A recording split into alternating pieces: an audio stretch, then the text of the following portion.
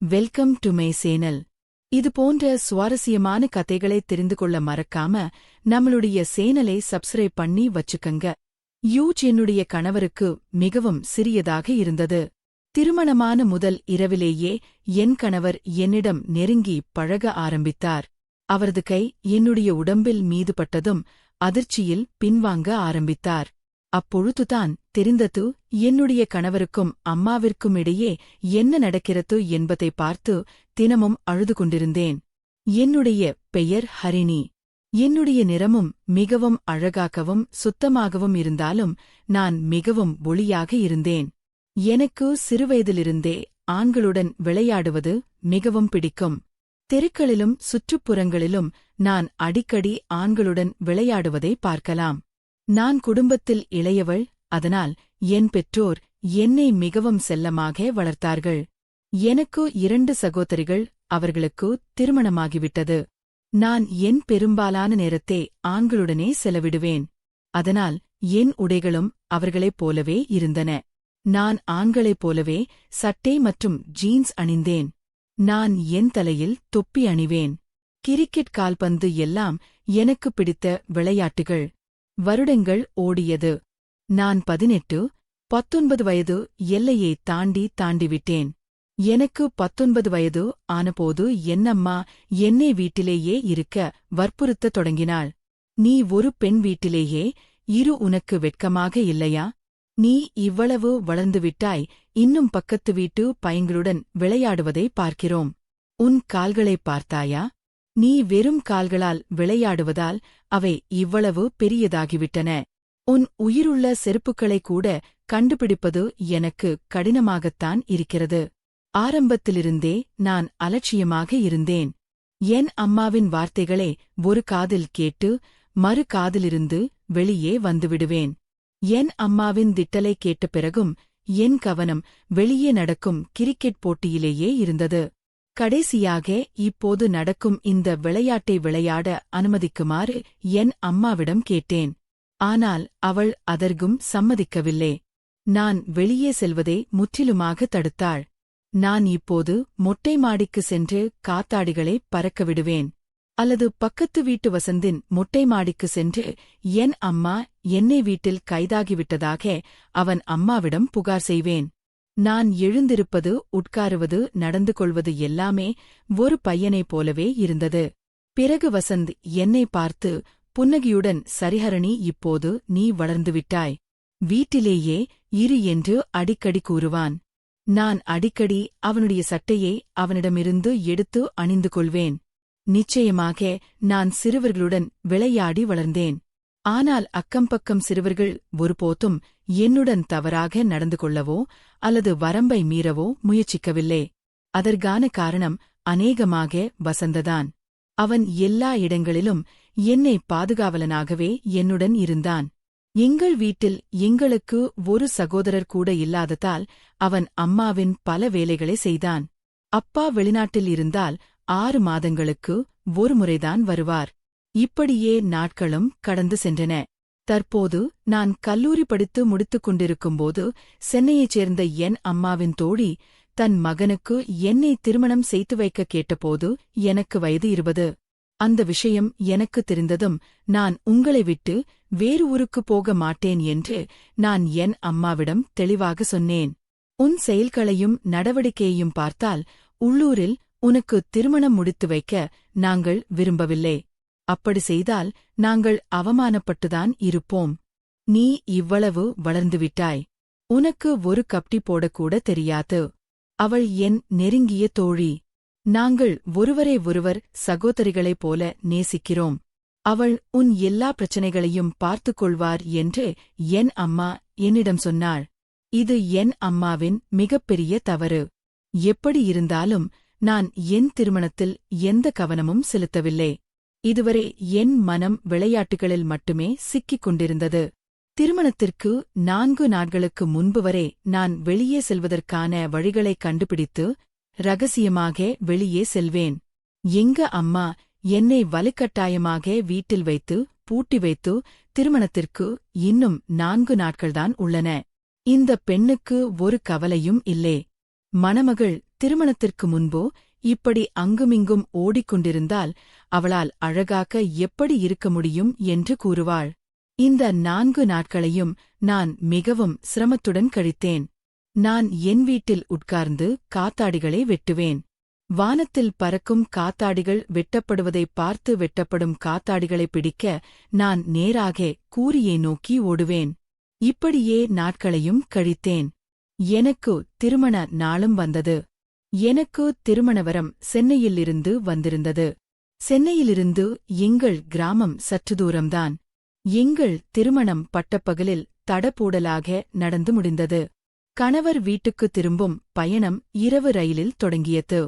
நான் ஒரு மணமகளின் உடையில் ரயிலில் அமர்ந்திருந்தேன். எனக்கு அது பழக்கமில்லாத ஒன்று. நான் மிகவும் சலித்துக் கொண்டிருந்தேன். என் கணவர் பாஸ்கர் என்னை மிகவும் கவனமாக மீண்டும் மீண்டும் பார்த்துக் கொண்டிருந்தார். என் மாமியார் சென்னையில் வசித்து வந்தார். அதனால் நாங்கள் அங்கு செல்வது கிட்டத்தட்ட மிக குறைவு. 4-5 ஆண்டுகளுக்கு ஒருமுறை என் அம்மாவின் இந்த தோழி எங்களை சந்திக்க எங்கள் வீட்டிற்கு வருவார். 1 வாரம் அல்லது 10 நாட்கள் தங்கிவிட்டு திரும்ப செல்வார். அதனால் என் மாமியார் வீட்டின் சூழலைப் பற்றியோ அல்லது என் கணவர் பாஸ்கர் பற்றியோ எனக்கு எதுவும் தெரியாது. நிச்சயமாக என் குழந்தை பருவம் சிறுவர்களுடன் விளையாடுவதிலே கழிந்தது. ஆனால் பாஸ்கர் என்னை பார்த்துக் கொண்டிருந்த விதமும் அவரது கண்களில் திருந்து நான் உணர்ந்த குழப்பமும்.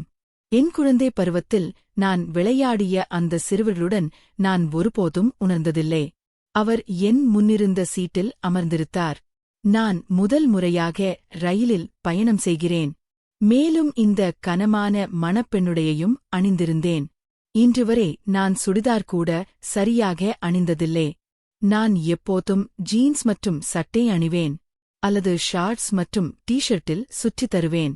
இந்த நேரத்தில் இந்த கனமான மணப்பெண்ணுடை எனக்கு மிகவும் எரிச்சலை தூண்டியது. நான் மிகுந்த சிரமத்துடன் இந்த கனமான உடையன் 12 முதல் 13 மணி நேர பயணத்தை மேற்கொண்டேன். சென்னையை அடைந்த பிறகு என் மாமியார் தனது பக்கத்து வீட்டு பெண்ணை அழைத்து மீண்டும் எனக்கு மேக்கப் போட சொன்னார். ஏனென்றால் எனக்கு மேக்கப் போட தெரியாது. நான் இதுவரை இப்படி மேக்கப் போட்டதும் கிடையாது. ரயிலில் சரியாக தூங்க முடியாததால் நான் சோர்வாகவும் தூக்கம் இல்லாமலும் இருந்தேன். எனக்கு எப்போதும் தூக்கம் அதிகமாகவே வரும். தூங்கும் பொழுது யாராலும் என்னை எழுப்ப முடியாது. நானே நினைத்தாலும் கூட என்னால் தூக்கத்தை கட்டுப்படுத்த முடியாது. அதனால்தான் என் கணவர் அறைக்கு வரும் வரை என்னால் காத்திருக்க முடியவில்லை. தலையணையில் தலையை வைத்துக்கொண்டு தூங்கினேன். இரவு எத்தனை மணிக்கு என் கண்கள் மூடி என்று எனக்கே தெரியவில்லை. பாஸ்கர் ஒரு தலையணையை வைத்துக்கொண்டு சோபாவில் தூங்குவதைக் கண்டேன். இதை பார்த்து எனக்கு ரொம்ப வெட்கமாக இருந்துச்சு. நான் அவருக்காக காத்திருக்கணும். ஆனால் இப்போது கடிகாரத்தை பார்த்தேன். இரவு 3 மணி. எனக்கு ரொம்ப பசி எடுத்தது.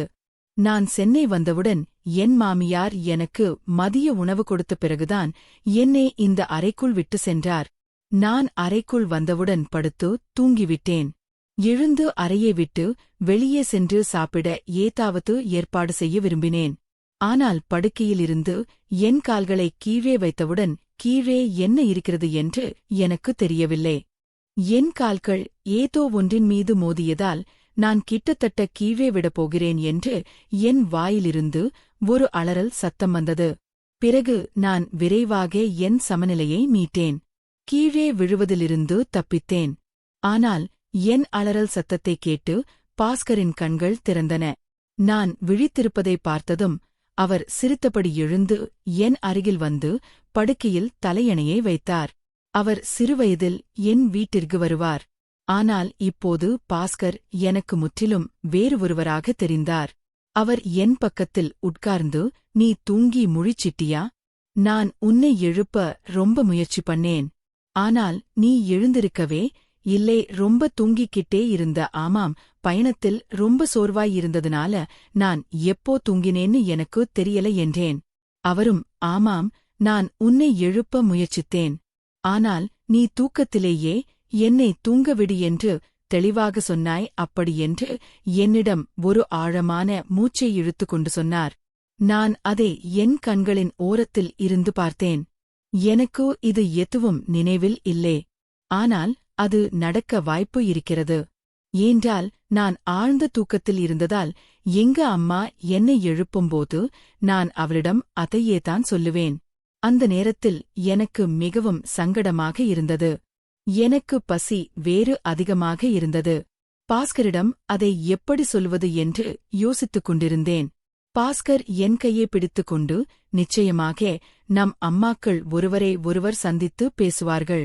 ஆனால் நான் உன்னை முதல் முறையாக பார்க்கிறேன் என்று சொன்னபோது எனக்கு பசிக்கிறது என்று எப்படி சொல்வது என யோசித்தேன். எங்க அம்மா உன்னை பற்றி கேட்டபோது என் முடிவை எங்க அம்மாவிடம் விட்டுவிட்டேன். ஆனால் பிறகு நான் யோசிக்க ஆரம்பித்தேன். நீ எப்படி இருப்பாய் எனக்கு என்று எனக்கு தெரியவில்லை. ஆனால் நீ அழகாக இருக்கிறாய். எங்க அம்மாவின் முடிவில் எனக்கு எந்த ஆட்சேபனையும் இல்லை. மாறாக என் அம்மா எனக்காக இவ்வளவு அழகான பெண்ணை தேர்ந்தெடுத்ததில் நான் மகிழ்ச்சியடைகிறேன். இதை சொல்லி மேசையில் மேலிருந்த ஒரு மோதிரத்தை எடுத்து என் விரலில் பாஸ்கர் போட்டார். சிறிது நேரம் அவர் என்னை புகழ்ந்து கொண்டே இருந்தார்.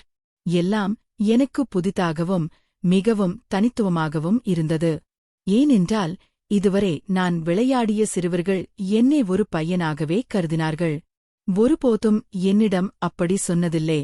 அதனால்தான் பாஸ்கரின் வாயிலிருந்து பாராட்டைக் கேட்டதும் எனக்கு மகிழ்ச்சியாக இருந்தது. அவர் என் முகத்தைத் தொட்டு மயக்க வார்த்தைகளையே பேசிக் கொண்டிருந்தார். எல்லாம் ஒரு மாயை போல தோன்றியது. திடீரென்று அவர் என் கைகளை பார்த்ததும் அமைதியாகி, உன் கைகள் ஏன் இவ்வளவு தடிமனாகவும் பெரியதாகவும் இருக்கின்றன? அவை ஏன் பெண்களின் கைகளைப் போல அழகாக மென்மையாக இல்லை என்று கேட்டார். அவர் என் கைகளை விட்டுவிட்டு, பெண்களிடம் ஆண்மை தோற்றம் எனக்கு பிடிக்கவில்லை என்று சொன்னார். நான் என் கைகளை கவனமாக பார்த்தேன். ஒருவேளை எனக்கு பெண்களைப் போல நகங்களை வளர்ப்பதில் விருப்பமில்லை. என் கைகளை பராமரிப்பதிலும் எனக்கு அக்கறை இல்லை. அதனால்தான் என் கைகள் நீண்டதாகவும் தடிமனாகவும் இருந்தன. ஏனென்றால் எப்போதும் ஆண்களுடன் விளையாடினேன். அவர் படுக்கையிலிருந்து எழுந்து கப்போற்று நோக்கி சென்று கப்போட்டை திறந்தார். அவர் எனக்கு ஒரு கருப்பு நிற உடையை கொடுத்து இதை அணியச் சொன்னார். அந்த கனமான ஆடைகளால் நான் சோர்வடைந்து விட்டேன். அதனால்தான் நான் அவருக்கு நன்றி சொன்னேன். ஆனால் நான் கழிவறைக்கு சென்று அந்த துணிகளை பார்த்தவுடன் அது மிகவும் மெல்லிய நைட்டியாக இருந்தாலும் அதை நான் வெட்கத்துடன் அணிந்தேன். அதை அணிந்தபோது எனக்கு மிகவும் பதட்டமாக இருந்தது. நான் அறைக்கு திரும்ப வந்தபோது பாஸ்கர் கையில் ஒரு பாட்டில் வாசனை திரவியத்தை வைத்துக்கொண்டு அதை தன்மீது தெளித்துக் கொண்டிருந்தார். என்னை பார்த்து அவர் சிரித்தபடி என்னிடம் வந்து அதை என்மீதும் தெளிக்கத் தொடங்கினார். எனக்கு இந்த வாசனை திரவம் மிகவும் பிடிக்கும் என்று கூறி என்னை பெட்டுக்கு அழைத்து என்னிடம் அன்பாக பேசத் தொடங்கினார். அவரது கண்கள் என் உடல் முழுவதும் சுற்றித் திரிந்தன. எனக்கு மிகவும் வெட்கமாக இருந்தது. ஏனென்றால் நான் அத்தகைய கண்களை எதிர்கொள்வதே இதுவே முதல் முறை. சிறிது நேரத்தில் அவர் என்னை கட்டிப்பிடித்தார். அவர் கைகள் என் உடலில் ஒவ்வொரு பாகத்தையும் சுற்றித் திரிந்தன. ஆனால் ஒரு இடத்தில் அவர் கைகள் நின்றன. திடீரென்று அவர் என்னை விட்டு விலகிச் சென்றார். அவர் முகத்தில் இருந்த பரவசம் முற்றிலும் மாறியிருந்தது. அவருக்கு என்ன நடந்தது எனக்கு புரியவில்லை. அவர் உடனடியாக அறையை விட்டு வெளியேறினார். நான் அவருக்காக ரொம்ப நேரம் காத்திருந்தேன். ஆனால் அவர் அறைக்கு திரும்ப வரவே இல்லை. அவருக்கு என்ன ஆச்சுன்னு எனக்கு புரியல. கொஞ்ச நேரத்துக்கு முன்னாடி வர அவர் ரொம்ப சந்தோஷமாக இருந்தாரு. இப்பொழுது அவருக்கு என்ன ஆச்சுன்னு எனக்கு தெரியல. ராத்திரி முழுக்க அவர் அறைக்கு வரவே இல்லை. காலையில் நான் என் உடைகளை மாற்றிக்கொண்டு அறையை விட்டு வெளியே வந்தேன். அவர் வெளியே ஹாலில் உள்ள சோபாவில் தூங்கிக் கொண்டிருப்பதைக் கண்டேன். அவர் என் அறையில் இல்லாமல் வெளியே சோபாவில் தூங்குகிறார் என்று எனக்கு ஆச்சரியமாக இருந்தது. நான் அவர் அருகில் வந்தவுடன் அவர் என்னை பார்த்ததும் முகத்தை திருப்பிக் கொள்ள ஆரம்பித்தார். பின்னர் நான் அவர் அருகில் செல்ல முயற்சித்தபோது எல்லாம் என்னை விட்டு ஓடிவிடுவார். அதற்கான காரணத்தைக் கூட என்னிடம் சொல்லவில்லை. திருமணத்திற்குப் பிறகு அவருடைய சில இனிமையான பேச்சுக்கள் என் உலகத்தையே மாற்றிவிட்டன. ஆனால் அவர் ஏன் என்னை விட்டு விலகிச் செல்கிறார் என்று எனக்கு தெரியவில்லை. பல நாட்கள் கடந்துவிட்டன. ஆனால் அவருக்கு என் மீதான நடத்தை மாறவில்லை. ஒருமுறை கூட நான் சோர்வடைந்து அவர் முன் நின்று, பாஸ்கர், ஏன் நீங்கள் என்கிட்ட பேச மாட்டேங்கிறீங்க? ஏன் என்னை விட்டு விலகி போறீங்க? ஏன் என்னை ஒழுங்காக நடத்த மாட்டீங்கன்னு ஒரே ஒருமுறை கேட்டேன். அதுக்கு அவர், நீ இப்படி இருக்கன்னு எனக்கு முதல்லே தெரிஞ்சிருந்தா நான் உன்னையே கல்யாணம் பண்ணி இருக்க மாட்டேன் அப்படின்னு சொன்னாரு. அவர் சொன்ன வார்த்தைகளின் அர்த்தம் எனக்கு புரியவில்லை. நான் என்ன செய்தேன் என்று கேட்டேன். உன்னிடம் பெண்மை எதுவும் இல்லை. நீ ஒரு ஆண் போல் இருக்கிறாய். உன் நடை மற்றும் உடல் அமைப்பு ஆண்களைப் போல உள்ளது என்று கூறி அவர் அறையை விட்டு வெளியேறினார். ஒருவேளை நான் சாட்சி மற்றும் டீஷர்ட்டுகளை அணிந்திருந்ததால் அவர் இதை சொல்லியிருக்க வேண்டும். ஏனென்றால் எனக்கு ஆரம்பத்திலிருந்தே தளர்வான ஆடைகளை அணியும் பழக்கம் இருந்தது. அதனால்தான் இதுவரை நான் வீட்டிலிருந்து அம்மா கொடுத்துவிட்ட ஆடம்பரமான புடவைகளைக் கூட கட்டவில்லை. இப்போது நான் வீட்டிலிருந்து கொண்டு வந்திருந்த அனைத்து புடவைகளையும் மாற்றி மாற்றி அணிய ஆரம்பித்தேன். என் மாமியாருடன் சேர்ந்து பாஸ்கர் விரும்பியபடி சமைக்கவும் அவருடைய எல்லா வேலைகளையும் செய்யவும் கற்றுக்கொண்டேன். நான் அதை என்னுடைய கைகளாலேயே மிகவும் ஆர்வத்துடன் என்னுடைய கணவருக்கு பிடித்த மாதிரி செய்யத் தொடங்கினேன். 2 மாதங்களுக்குள் பாஸ்கரரை நடத்தை என்னுடன் மேம்படும் என்ற நம்பிக்கையில் நான் என்னை முற்றிலுமாக மாற்றிக்கொண்டேன். ஆனால் அவர் ஒரு பாறை போல மாறிவிட்டார். அவர் ஒவ்வொரு இரவும் தாமதமாக வீட்டிற்கு வந்து சோபாவில் தூங்குவார். நான் அவருடைய துணைக்காக இயங்குவேன். நான் அவரால் நேசிக்கப்பட வேண்டும் என்று விரும்பினேன். எல்லாவற்றிற்கும் மேலாக அது ஒரு இயல்பான ஆசை. நான் ஒரு திருமணமானவள். அவர் என் கணவர். ஒரு மனைவியாக என்னுடைய கணவரை கட்டிப்பிடிக்க விரும்பினேன். முன்பு நான் எல்லாவற்றிலும் அலட்சியமாக இருந்திருந்தாலும் இப்போது பாஸ்கரின் ஈர்ப்பால் பாதிக்கப்பட்டு என் ஆளுமையை இழந்துவிட்டேன். பாஸ்கரின் விருப்பத்திற்கு ஏற்ப என்னை மாற்றிக்கொள்ள நான் முடிந்த அனைத்தையும் முயற்சித்தேன். ஆனால் அவர் இப்படியே இருந்தார். அவர் இன்னும் என்னிடம் பேசவில்லை. ஓரிரவு நான் தூங்கிக் கொண்டிருந்தபோது சத்தம் கேட்டு நான் விழித்தெழுந்தேன். என் மாமியாரும் பாஸ்கரும் நிறைய வாக்குவாதம் செய்து கொண்டிருந்தார்கள். நான் அறையின் கதவைத் திறந்து வெளியே வந்தேன். என் மாமியார் அறையில் விளக்கு எரிந்து கொண்டிருந்தது. அறையிலிருந்து வாக்குவாதம் செய்யும் சத்தம் கேட்டுக்கொண்டிருந்தது. நான் அறையே அடைந்தேன். அப்பொழுது பாஸ்கருக்கும் என் மாமியாருக்கும் இடையே என்ன நடக்கிறது என்பதைக் கேட்டு நான் அதிர்ச்சி அடைந்தேன். பாஸ்கர் தனது தாயிடம், என்னால் இனி ஹரணியுடன் சேர்ந்து வாழ முடியாது, நான் வேறு பெண்ணை திருமணம் செய்து கொள்ள விரும்புவதாக கூறினார். இதைக் கேட்டதும் என் மூச்சு நின்றுவிட்டது. என் மாமியார் அவரிடம், ஏன் உனக்காக அவள் தன்னை மாற்றிக்கொண்டாள். அவள் உணவுக்கு சமைக்கிறாள். உன் எல்லா வேலைகளையும் செய்கிறாள். அவள் முழு வீட்டையும் கவனித்துக் கொள்கிறாள். அவளுடைய உடுத்தும் விதம், நடை, உட்காரும் விதம் என அனைத்தையும் உனக்காக மாற்றிக்கொண்டாள். பிறகு வேறு பெண்ணை திருமணம் செய்து விரும்புகிறாய், ஏன் விரும்புகிறாய் என்று கேட்டார்.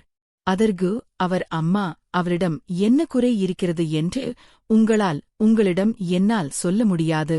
நான் மட்டுமல்ல, எந்த ஆணும் அவளுடன் தன் வாழ்க்கையை சந்தோஷமாக செலவிட முடியாது. அதனால்தான் நான் மீண்டும் வேறு திருமணம் செய்து கொள்வேன் என்கிறேன். ஹரிணி இதற்கு சம்மதித்தால் அவள் என் பெயருடன் தன் வாழ்க்கையை இவ்வீட்டிலே செலவிடலாம். இது எனக்கு ஒரு பொருட்டல்ல. ஒருவேளை ஹரிணிக்கு இதில் விருப்பம் இல்லை என்றால் நான் அவளை விவாகரத்து செய்ய தயாராக இருக்கிறேன் என்று சொல்லிவிட்டு அவர் அறையை விட்டு வெளியே வந்தார். என்னை பார்த்ததும் அவர் திகைத்து நின்றார். என் கண்களில் திருந்து கண்ணீர் வழிந்து கொண்டிருந்தது. என் பார்வையை தவிர்த்து அவர் அறைக்குள் சென்றார்.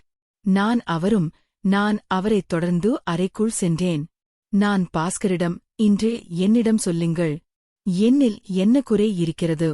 எதற்காக நீங்கள் மீண்டும் வேறு திருமணம் செய்து கொள்ள விரும்புகிறீர்கள் என்று கேட்டேன்.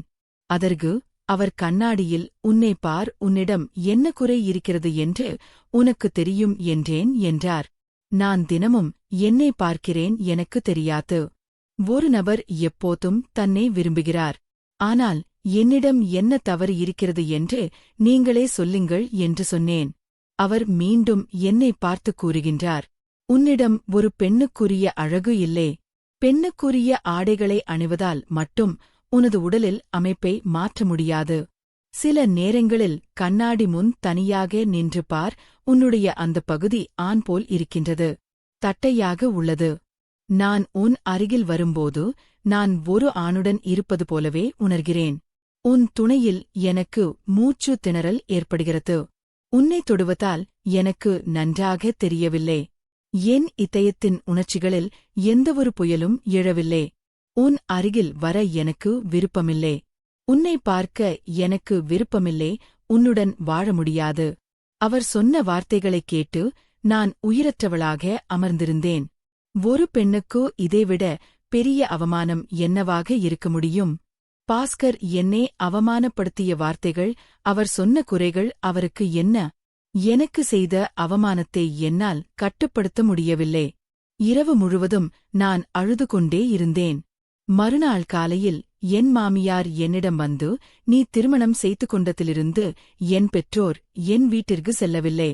நீ கொஞ்ச நாள் உன் அம்மா வீட்டிற்கு போய்விட்டு வா என்று என்னிடம் சொன்னார்.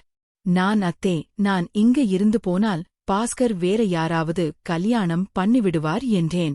இதைக் கேட்ட என் மாமியார், நீ எல்லா வேலைகளையும் சரியான நேரத்துக்கு அவனுக்கு பார்த்து பார்த்து பண்றதுனாலதான் அவன் உன்னை மதிக்கிறது இல்லே. உன்னோட அருமை அவனுக்கு புரியல. நீ இங்க இல்லாத நேரத்துலதான் அவன உன்னை மிஸ் பண்ணுவான்னு உன்னுடைய அருமை புரியும்னு அவனுக்கு புரிய வைப்பேன் அப்படின்னு சொன்னாங்க. என் மாமியார் சொன்னது எனக்கு சரின்னு தோணுச்சு. 6 மாசம் கழிச்சு சென்னையிலிருந்து ஊருக்கு நான் அம்மா வீட்டுக்கு திரும்ப போனேன். நான் முற்றிலும் மாறிவிட்டேன்.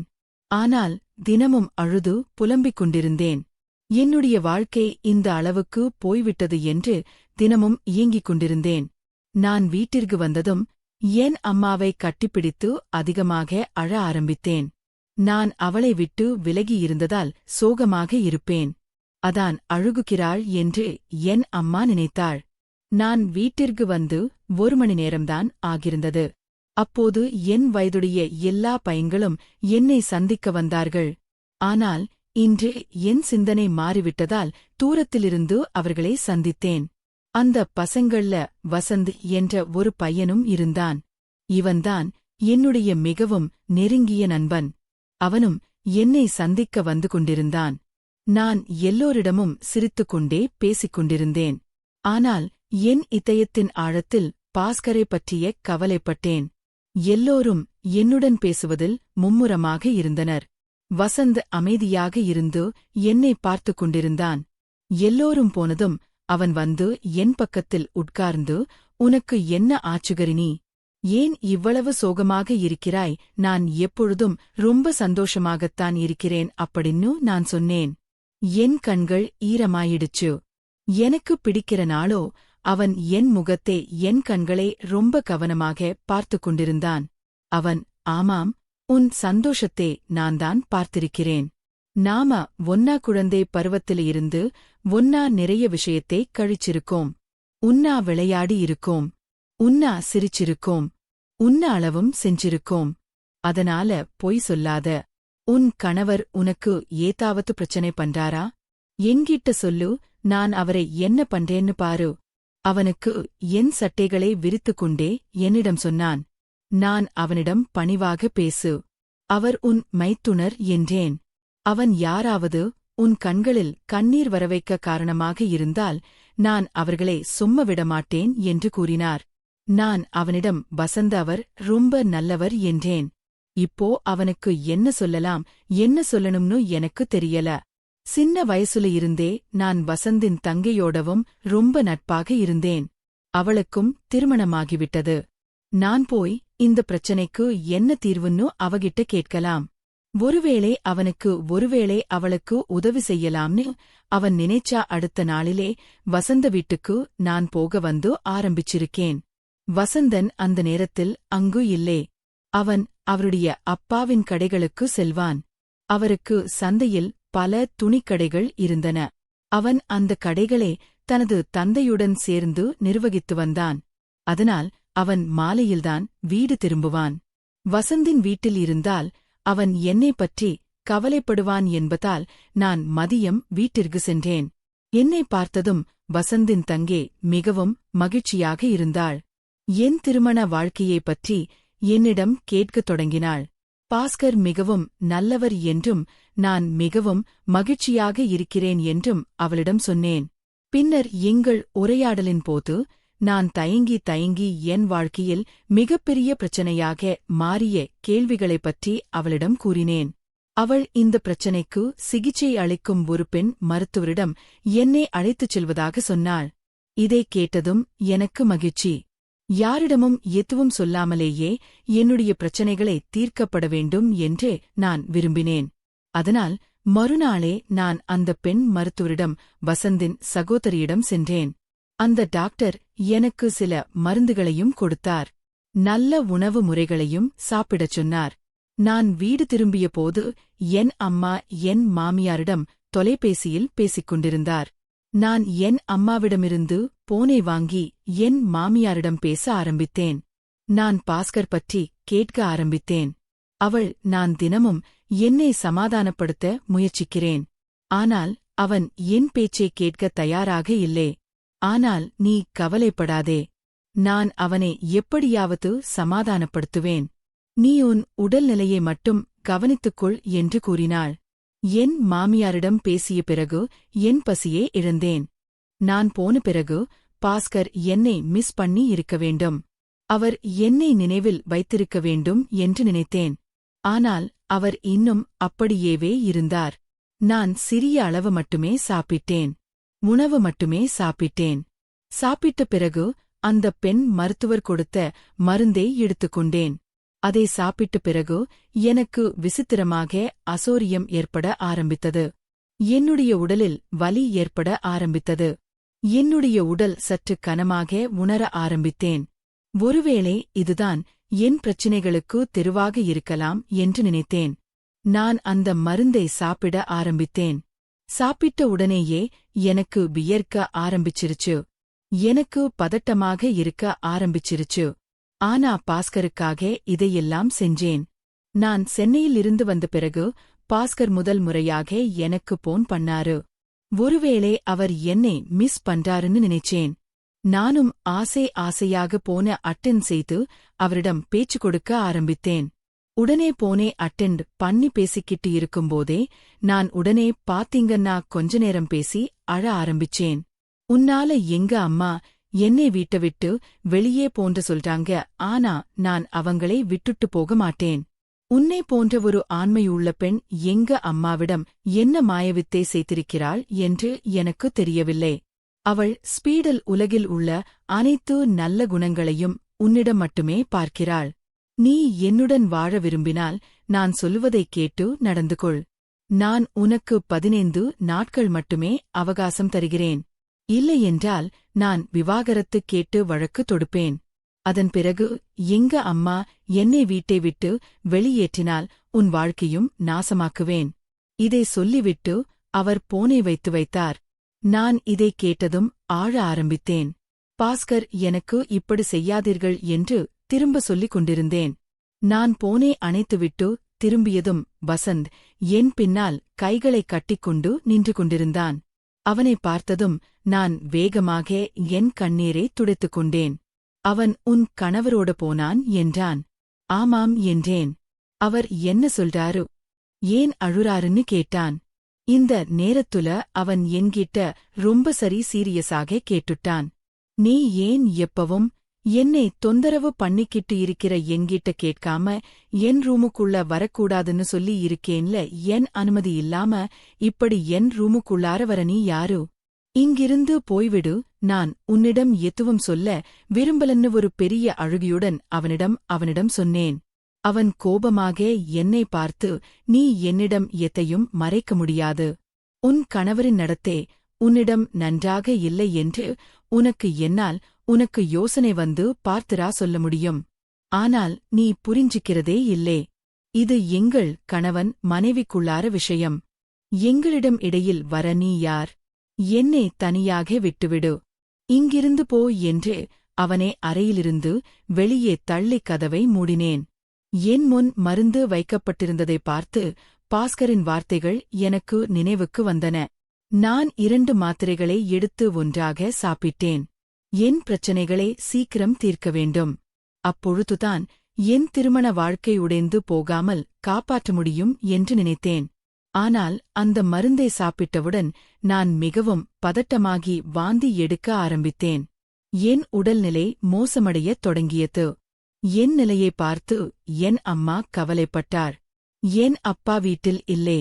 என் சகோதரிகளும் அவரவர் வீட்டில் இருந்தார்கள். அதனால்தான் என் அம்மா வசந்தை கூப்பிட்டு மருத்துவமனைக்கு அழைத்துச் சென்றேன். 3 நாட்களாக நான் சாப்பிட்ட எதுவும் ஜீரணிக்கவில்லை. அந்த மருத்துவரின் நிலையை பார்த்ததும் இந்த மருந்து மிகவும் வலிமையானது என்றும் இது பக்க விளைவுகளைக் கொண்டுள்ளது என்றும் உங்கள் சிறுநீரகங்கள் செயலளிக்கக்கூடும் என்றும் சொன்னார். போலி மருத்துவரிடம் சென்று இதுபோன்ற மருந்து சாப்பிடுவதால் உங்கள் வாழ்க்கையை அழித்துவிடும். பிறகு அந்த மருத்துவர் என்னை பார்த்து இந்த மருந்தை பயன்படுத்துவதற்கான காரணத்தை கேட்க ஆரம்பித்தார். நான் அழுதுகொண்டே அவரிடம் எல்லாவற்றையும் சொன்னேன். நான் சொல்வதை கேட்டதும் அவர் ஒருவருக்கு எந்த மாதிரியான உடலை கொடுக்கிறார் என்பது எல்லாம் கடவுளின் கைகளில்தான் உள்ளது. மாறாக மற்றவர்களின் கைகளில் எதுவும் இல்லை என்று சொன்னார். பெண்களுக்கு பெரும்பாலும் இந்த பிரச்சனை இருக்கும். ஆனால் குணத்தில் பலவீனமானவர்களும் பெண்களை மதிக்காதவர்களும்தான் இப்படி பேசுகிறார்கள். காலப்போக்கில் இந்த பிரச்சனை தானாகவே சரியாகிவிடும். உங்கள் கணவர் உங்களுடன் உடல் ரீதியாக கணவன் மனைவி உறவை கொண்டிருந்தால் நீங்கள் உங்கள் உணவு மற்றும் ஊட்டச்சத்துமிக்க பானத்தை உட்கொண்டு வந்தால் உங்கள் உணவு உங்கள் உடல்தானாகவே நன்றாக தெரிந்திருக்கும். நிச்சயமாக உங்கள் கணவர் ஒரு மனநிலம் பாதிக்கப்பட்டிருப்பவர் அல்லது மிகவும் மோசமான மனநிலை கொண்டவர். என் அம்மாவும் அங்கே இருந்தாள். இந்த விஷயங்களைக் கேட்டு அவள் தலைகுனிந்து அமர்ந்திருந்தாள். பிறகு நாங்கள் வீட்டிற்கு வந்தவுடன் வசந்த் என் அம்மாவிடம் தற்போது இந்த மருத்துவர் தந்த மருந்தே எப்படி பயன்படுத்துவது என்று விளக்கிக் கொண்டு திரும்பிச் சென்றான். என் அம்மா என்னிடம் ஏன் முன்பே என்னிடம் சொல்லவில்லை என்று கேட்க ஆரம்பித்தாள்.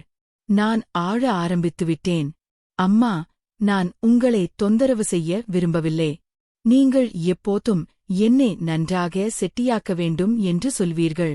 அதான் எதுவும் உங்களிடம் சொல்லவில்லை. ஆனால் நான் இப்ப உண்மையே சொல்கிறேன். அம்மா, நான் பாஸ்கரை நேசிக்கிறேன். பாஸ்கர் பொருட்டு நான் என்னை மாற்றிக்கொண்டேன். அவருக்காக நான் எல்லாவற்றையும் கற்றுக்கொண்டேன். நீங்கள் வேண்டுமென்றால் என் மாமியாரிடம் கேட்கலாம். ஆனால் பாஸ்கருக்கு என் சகவாசம் குமட்டலை ஏற்படுத்துவது அப்படி என்று கூறினார். இந்த விஷயங்களே ஒரு பெண்ணின் ஆன்மாவை கூட காயப்படுத்துகின்றன. ஆனால் இதையெல்லாம் கேட்ட பிறகும் நான் அவருடைய இதயத்தில் ஒரு இடத்தை பிடிக்க வேண்டும் என்று விரும்பினேன். அவர் என்னை விவாகரத்து செய்யக்கூடாது. விவாகரத்து என்ற பெயரால் நான் கரைப்பட விரும்பவில்லை. இதயம் சொல்லி நான் அழுது கொண்டே இருந்தேன். என் அம்மாவின் கண்களில் திருந்து கண்ணீரும் வந்தது. என்னால் எதைப் பற்றியும் யோசிக்க முடியாதவளாக இருந்தேன். மறுநாள் என் அம்மா மாமியாரிடம் பேசினாள். அவரோ வருத்தப்பட்டு என்னை மன்னித்து விடு என்று சொல்லிக் கொண்டிருந்தார். என்னால் ஹரிணியின் வாழ்க்கை நாசமாகிவிட்டது. என் மகன் தரங்கெட்ட வஞ்சகி ஒருத்தையை காதலித்து அவளிடம் தகாத உறவு வைத்திருக்கிறான். அதிலிருந்து அவனை மீட்க என் மீது சத்தியம் செய்து ஹரிணியை மணக்கச் செய்தேன். ஆனால் அவன் அந்த தரம் கெட்ட வஞ்சகியுடன் பழகிவிட்டான். அவளை விட்டுவிட அவளுக்கு மனமில்லை. அதனால் இந்த வீட்டின் மரியாதைக்குரிய பெண்ணிடம் அந்த தரம் கெட்ட வஞ்சகி மாதிரியான நடத்தையை அவன் இவளிடம் காணாதபோது அவன் ஹரிணியிடம் தவறுகளைக் கண்டுபிடிக்கத் தொடங்கினான்.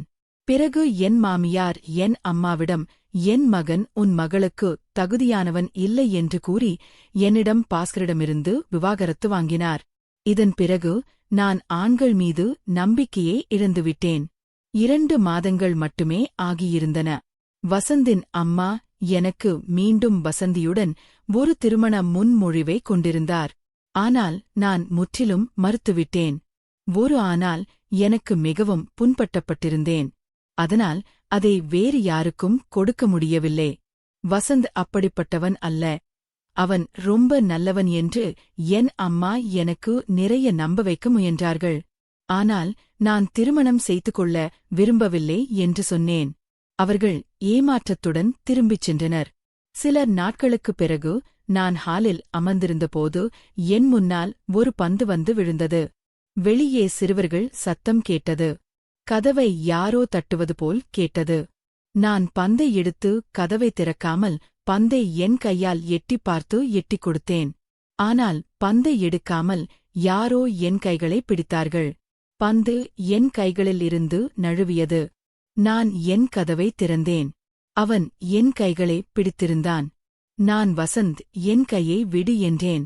அவன் நீ ஏன் மறுத்தாய் என்று கேட்க ஆரம்பித்தான். நான் என் வாழ்க்கை, இது என் வாழ்க்கை, என் விருப்பம் என்றேன். அவன் கதவை தள்ளி உள்ளே வந்து, ஹரிணி, என்னிடம் என்ன தவறு? நீ என்னை மறுத்ததற்கான காரணத்தை சொல் என்றான். நான் எனக்கு திருமணம் வேண்டாம் என்றேன். அவன் என் கண்களை பார்த்து கோபமாக, ஏன் அந்த பாஸ்கரை இவ்வளவு நேசிக்கிறாய்? அவன் வேறு ஒருத்தியுடன் இருக்கிறான். அவன் நினைவுகளிலிருந்து உன் வாழ்க்கையை அழிக்க விரும்புகிறாயா? என்று கத்தினேன். நான் யாரையும் காதலிக்கவில்லை, நான் ஆண்களை வெறுக்க ஆரம்பித்துவிட்டேன். என் வாழ்க்கையில் எந்த ஆணையும் சேர்க்க விரும்பவில்லை என்று கூறினேன். அந்த மனிதனால்தான் நீ இப்படி பொய்யான சாக்குப் போக்குகளை சொல்கிறாய். இன்றும் நீ பாஸ்கரை நேசிக்கிறாய். அதனால்தான் நீ மறுத்துவிட்டாய். இல்லையென்றால் நீ உன் அம்மாவின் கண்ணீரை பார்த்திருப்பாய். உன் வீடு செட்டிலாக வேண்டும் என்ற விருப்பம், உன் அப்பாவை நினைவில் வைத்திருப்பாய். ஆனால் நீ பாஸ்கரை மட்டுமே நேசிக்கிறாய். உன் வாழ்நாள் முழுவதும் அவனுடைய துக்கத்தில் கழிக்க விரும்புகிறாய் என்று அவன் சொன்னான். நான் பாஸ்கரை காதலிக்கவில்லை. ஏன் உனக்கு புரியவில்லை? என்று சொன்னேன். அவனும் சரி, இதுக்கு ஆதாரம் கொடு. இந்த ஞாயிற்றுக்கிழமை நான் உன்னை திருமணம் செய்து கொள்ள வருகிறேன். நீ என்னை திருமணம் செய்து கொண்டால் நீ பாஸ்கரை வெறுக்கிறாய் என்பதை நான் புரிந்து கொள்வேன். உனக்காக இல்லாவிட்டாலும் உன் வயதான பெற்றோரின் மகிழ்ச்சிக்காக என்னை திருமணம் செய்து கொள்ள வேண்டும் என்றான். நானும் அழ ஆரம்பித்தேன். என் துயரத்தால் உருகிக் கொண்டிருந்த என் பெற்றோரைப் பற்றி நான் உண்மையில் நினைக்கவில்லை. பிறகு நான் அவன் வார்த்தைகளுக்கு அமைதியாக மதிப்பளித்து இறுதியாக வசந்தை மணந்தேன். ஆனால் அவன் அறைக்குள் வந்தபோது பாஸ்கர் செய்தது போல் வார்த்தைகளால் அவன் என்னை அவமதித்து விடுவானோ என்ற விசித்திரமான பயம் எனக்குள் ஏற்பட்டது. அவன் என் அருகில் வந்து அமர்ந்தவுடன் நான் ஆழ ஆரம்பித்தேன். அவன், ஹரிணி, எல்லா ஆண்களும் அவ்வளவு தாழ்ந்தவர்கள் அல்ல.